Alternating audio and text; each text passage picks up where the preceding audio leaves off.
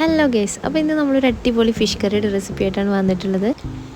ചപ്പാത്തിയുടെയും പൊറോട്ടയുടെ കൂടെ ഈ ഒരു കറി അടിപൊളിയായിരിക്കും. അപ്പോൾ അതിനായിട്ട് ആദ്യം തന്നെ നമുക്ക് ഫിഷ് ഒന്ന് മസാല ഇട്ട് വെക്കാം. മഞ്ഞൾപ്പൊടി, മുളക് പൊടി, കുറച്ച് വെളിച്ചെണ്ണ, ആവശ്യത്തിന് ഉപ്പ്, ഇതൊക്കെ ഒന്ന് മിക്സ് ചെയ്തിട്ട് നമുക്ക് മീനിട്ടിട്ട് നന്നായിട്ടൊന്ന് മസാല പറ്റിയിട്ട് ഒരു 2 to 3 hours നമുക്കൊന്ന് റെസ്റ്റ് ചെയ്യാൻ വെക്കാം.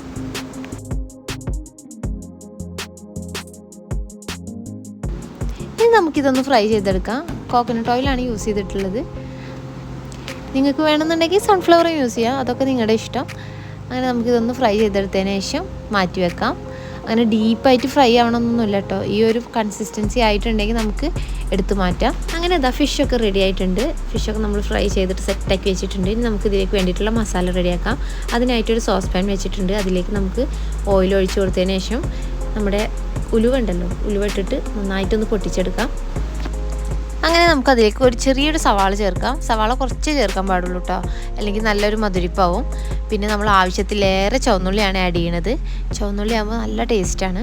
അപ്പോൾ നമ്മൾ അത്യാവശ്യം ചുവന്നുള്ളി എടുത്തിട്ടുണ്ട്. പിന്നെ ഇതിലേക്ക് ആവശ്യത്തിന് ഉപ്പ് കൂടി ആഡ് ചെയ്തിട്ട് നന്നായിട്ട് മിക്സ് ചെയ്യാം.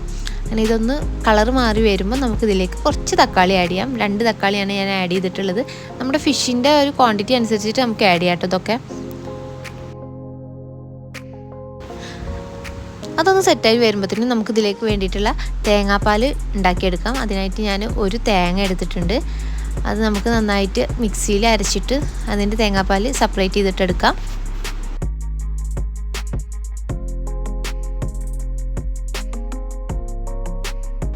അപ്പോഴേക്കും നമ്മുടെ മസാലയൊക്കെ സെറ്റായി വന്നിട്ടുണ്ട് കേട്ടോ. അപ്പോൾ നമുക്കിതിലേക്ക് സ്പൈസസ് ഒക്കെ ആഡ് ചെയ്യാം.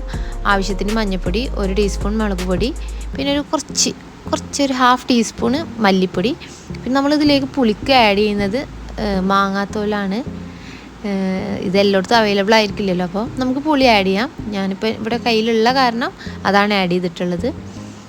അങ്ങനെ അതൊക്കെ കഴിഞ്ഞിട്ട് നമുക്കിതിലേക്ക് കുറച്ച് വെളുത്തുള്ളി, ഒരു 3-4 അല്ലി വെളുത്തുള്ളി ഒന്ന് ജസ്റ്റ് ഒന്ന് കട്ട് ചെയ്തിട്ട് നമുക്കതുകൂടെ ആഡ് ചെയ്തിട്ട് നന്നായിട്ട് മിക്സ് ചെയ്യാം.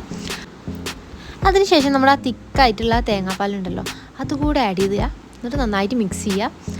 അങ്ങനെ ചെറിയൊരു തള വരുമ്പോൾ നമുക്ക് നമ്മുടെ ഫിഷും കൂടെ ആഡ് ചെയ്തിട്ടുണ്ടെങ്കിൽ ഏകദേശം നമ്മുടെ പരിപാടിയൊക്കെ കഴിഞ്ഞു. അങ്ങനെ നമുക്ക് ഫിഷൊക്കെ ആഡ് ചെയ്തിട്ട് നന്നായിട്ട് മസാല ഒക്കെ ഒന്ന് അതിൻ്റെ മുകളിലൊക്കെ ഒന്ന് സ്പ്രെഡ് ചെയ്ത് കൊടുക്കാം. ഇനി ഫൈനലായി നമുക്ക് കുറച്ച് ഫ്രഷ് കറിവേപ്പിലും കൂടെ ആഡ് ചെയ്തിട്ടുണ്ടെങ്കിൽ സംഭവം കഴിഞ്ഞു. നല്ല പൊറോട്ടയോ ചപ്പാത്തിയൊക്കെ കൂടെ കഴിച്ചു നോക്കുക, അടിപൊളിയാണ്. ബായ്.